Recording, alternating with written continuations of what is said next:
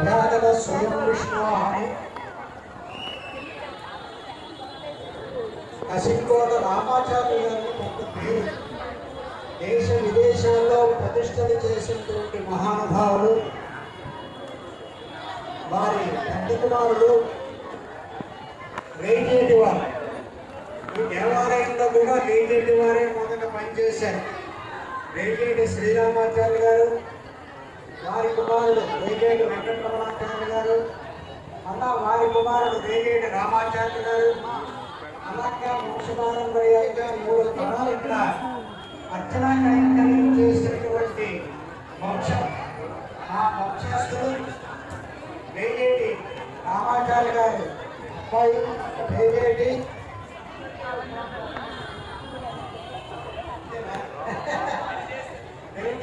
కన్నబాబు గారు, మన సత్యనారాయణ వారి అల్లుడు మన్మాలి సుబ్బయ్య గారు కుమార్తె కనిపించారు.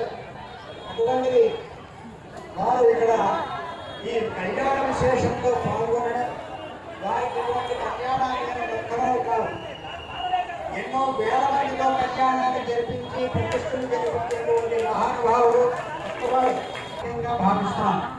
అది మీ అందరికీ తెలియజేస్తున్నాను. చెప్పేది దీంట్లో కాదు. ఇప్పుడు షోడశోపచారములు, షోడశ కళానిధికి షోడశోపచారములు అని ఆ కీర్తన చక్కగా వాయిస్తారు. మీరందరూ వినండి.